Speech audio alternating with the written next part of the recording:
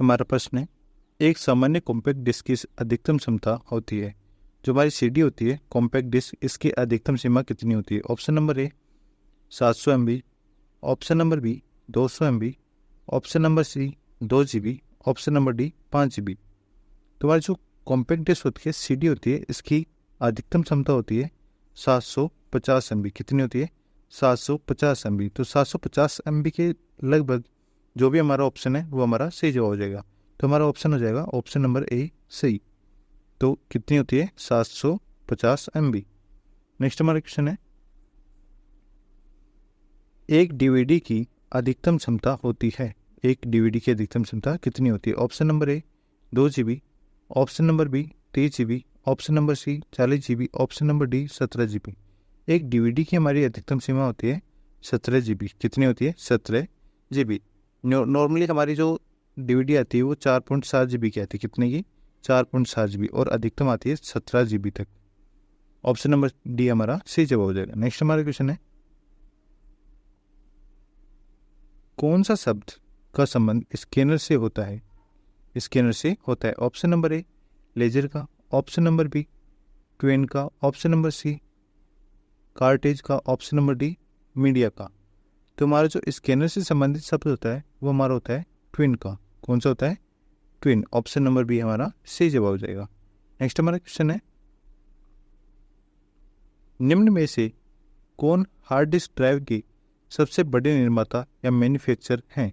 Hard disk के सबसे बड़े मैन्युफैक्चरर कौन है? Option number A IBM company, option number B Seagate company, option number C Microsoft company, option number D Samsung company.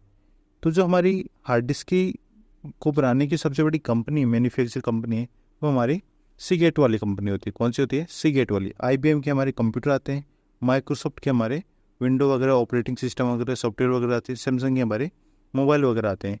तो hard disk कौन सी आती है? सीगेट वाली। ऑप्शन नंबर बी हमारा सही जवाब हो जाएगा। नेक्स्ट हमारा क्वेश्चन है, निम्न में से कौन सा मेमोरी उपकरण रीड ओनली है, जिसे हम केवल पढ़ सकते हैं? Read only. Option number A CD-ROM, option number B floppy disk, option number C hard disk, option number D उपरोक्त सभी। तो हमारी जो केवल रीड ओनली मेमोरी है वो होगी ऑप्शन नंबर ए CD-ROM। कौन सी होगी? CD-ROM। CD-ROM की फुल फॉर्म है compact disk read only memory. कौन सी है? Read only memory. तो ऑप्शन नंबर ए हमारा सही जवाब हो जाएगा, CD-ROM। नेक्स्ट हमारा क्वेश्चन है, निम्न में से किस उपकरण का संबंध स्टोरेज से नहीं है? स्टोरेज से नहीं है। Option number A hard disk, option number B printer, option number C floppy disk, option number D CD। तो हमारे जो स्टोरेज से संबंधित नहीं है, देखो हार्ड डिस्क हमारी एक स्टोरेज डिवाइस है, option number C floppy disk भी हमारी स्टोरेज डिवाइस है, ऑप्शन नंबर डी CD भी हमारी स्टोरेज डिवाइस है। लेकिन ऑप्शन नंबर बी प्रिंटर हमारी स्टोरेज डिवाइस है नहीं है, ये एक आउटपुट उपकरण है। क्या है? आउटपुट उपकरण या आउटपुट डिवाइस। तो ऑप्शन नंबर बी हमारा सही जवाब हो जाएगा, प्रिंटर। नेक्स्ट हमारा क्वेश्चन है, गणना से संबंधित कार्य किस क्षेत्र में किए जाते हैं? गणना करने से संबंधित कार्य किस क्षेत्र में किए जाते हैं? Option number A arithmetic logic unit, option number B CPU, option number C control unit, option number D उपरोक्त सभी। तो जो हमारी गणना से संबंधित कार्य है वो हमारा करता है ALU। कौन करता है? ALU, जिसकी फुल फॉर्म क्या होती है? Arithmetic logic unit. Option number A हमारा सही जवाब हो जाएगा। नेक्स्ट हमारा क्वेश्चन है, कौन सा पोर्ट विशेष प्रकार की म्यूजिक उपकरणों को साउंड कार्ड से जोड़ता है? विशेष प्रकार के म्यूजिक उपकरणों को साउंड कार्ड से जोड़ता है। Option number A bus, option number B USB, option number C CPU, option number D MIDI port. तो इसका आंसर होगा हमारा option number D MIDI port. यह पोर्ट क्या करता है? म्यूजिक उपकरणों को साउंड कार्ड से अटैच करता है, जोड़ता है। तो आंसर हो जाएगा ऑप्शन नंबर डी। नेक्स्ट हमारा क्वेश्चन है,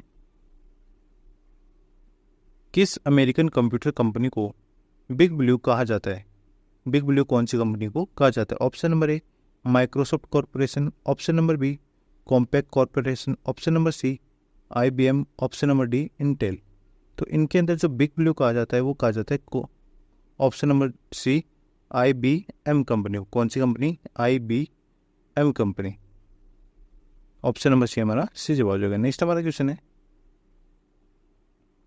मेमोरी का यह प्रकार मेमोरी और सीपीयू के बीच तात्कालिक हाई स्पीड होल्डिंग एरिया की तरह काम करके प्रोसेसिंग को बढ़ाता है। तो प्रोसेसिंग को कौन बढ़ाता है? Option number A RAM, option number B cache memory, option number C ROM, option number D flash memory. तो जो हमारी सीपीयू के अंदर जो इसकी तात्कालिक मेमोरी होती है जो हाई स्पीड के लिए काम में ली जाती है और प्रोसेसर को जो हमारी प्रोसेसिंग होती है उसे बढ़ाती है, तो कौन सी मेमोरी होती है? Option number B cache memory. Cache memory का काम होता है प्रोसेसिंग को स्पीड देना। नेक्स्ट हमारा क्या क्वेश्चन है?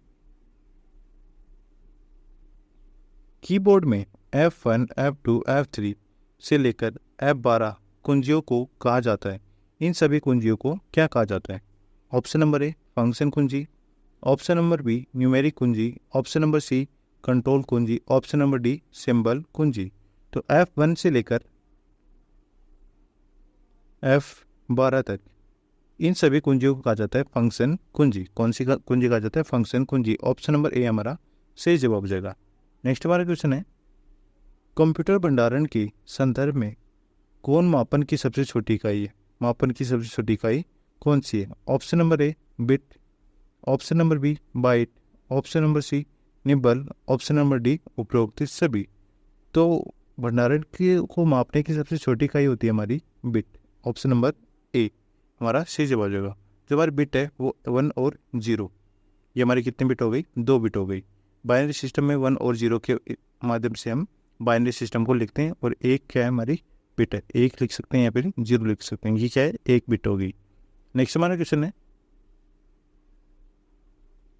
इस प्रकार के कीबोर्ड सिस्टम यूनिट से जुड़े तारों को हटाकर अधिकतम लचीलापन और सुविधा प्रदान करते हैं।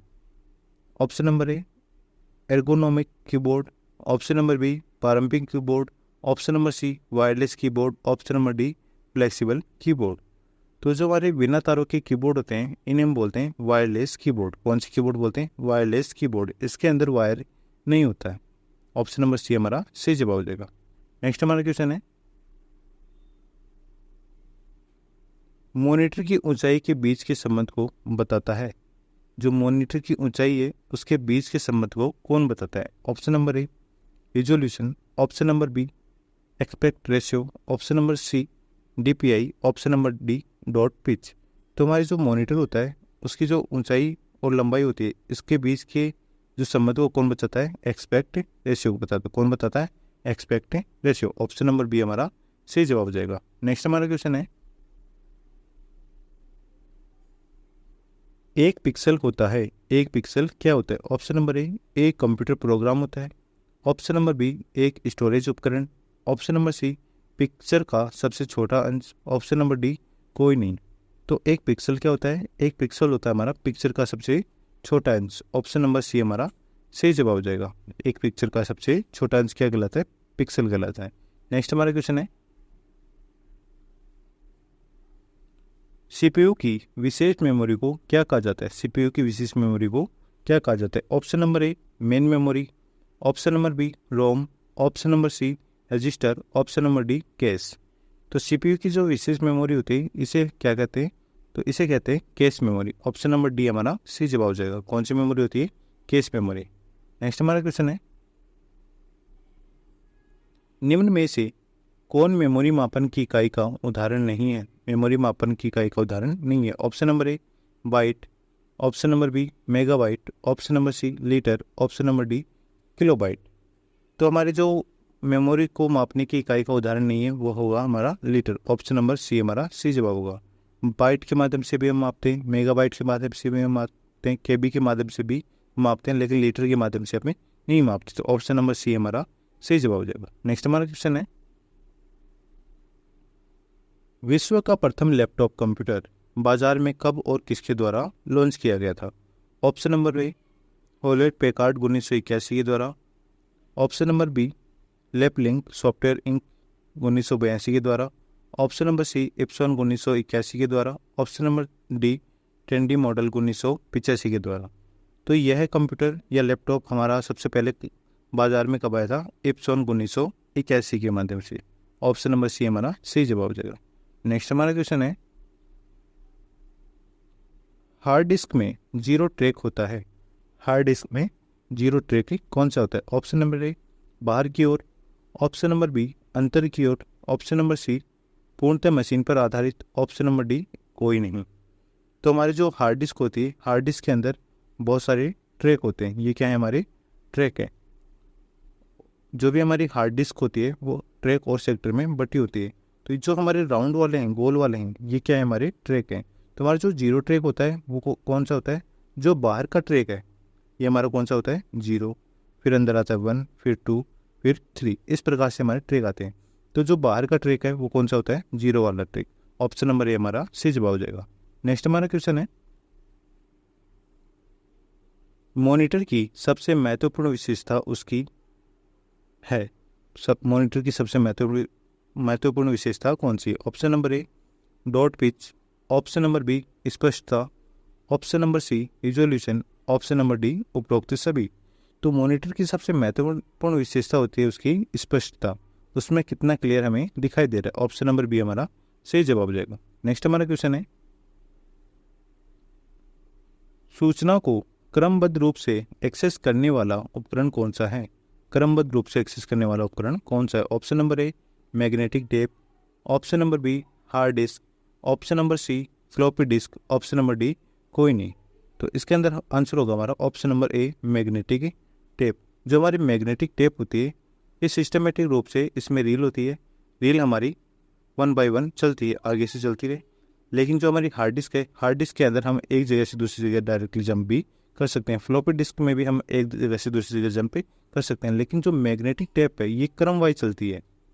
क्या चलेगी? क्रम वाइज। तो क्रमबद्ध रूप से इसे हम एक्सेस से कर सकते हैं। तो ऑप्शन नंबर ए हमारा सही जवाब हो जाएगा। नेक्स्ट हमारा क्वेश्चन है, डिस्क पर ट्रैक और सेक्टर की प्रक्रिया द्वारा तैयार किए जाते हैं। किस प्रक्रिया के द्वारा ट्रैक और सेक्टर तैयार किए जाते हैं? ऑप्शन नंबर ए फॉर्मेटिंग के द्वारा, ऑप्शन नंबर बी स्कैनिंग के द्वारा, ऑप्शन नंबर सी बैकअप के द्वारा, ऑप्शन नंबर डी क्रेशिंग के द्वारा। तो जो हमारे ट्रैक और सेक्टर होते हैं ये हमारे क्या है? राउंड वाले ट्रैक हैं। और अगर इन लंबवत और खींच दे तो ये क्या बन जाते हैं? हमारे सेक्टर बन जाते हैं। तो ट्रैक और सेक्टर किसके द्वारा तैयार किए जाते हैं? तो ये किए जाते हैं फॉर्मेटिंग के द्वारा। ऑप्शन नंबर ए हमारा सही जवाब हो जाएगा। फॉर्मेटिंग के दौरान हमारे ट्रैक और सेक्टर को तैयार करने की प्रक्रिया की जाती है। तो ऑप्शन नंबर ए हमारा सही जवाब हो जाएगा। नेक्स्ट हमारा क्वेश्चन है, डेटा और प्रोग्राम के मध्य अंतर को किसके द्वारा स्पष्ट किया जाता है? डेटा और प्रोग्राम के मध्य अंतर को। ऑप्शन नंबर ए इनपुट उपकरणों के द्वारा, ऑप्शन नंबर बी आउटपुट उपकरणों के द्वारा, ऑप्शन नंबर सी मेमोरी के द्वारा, option number D micro processor के द्वारा।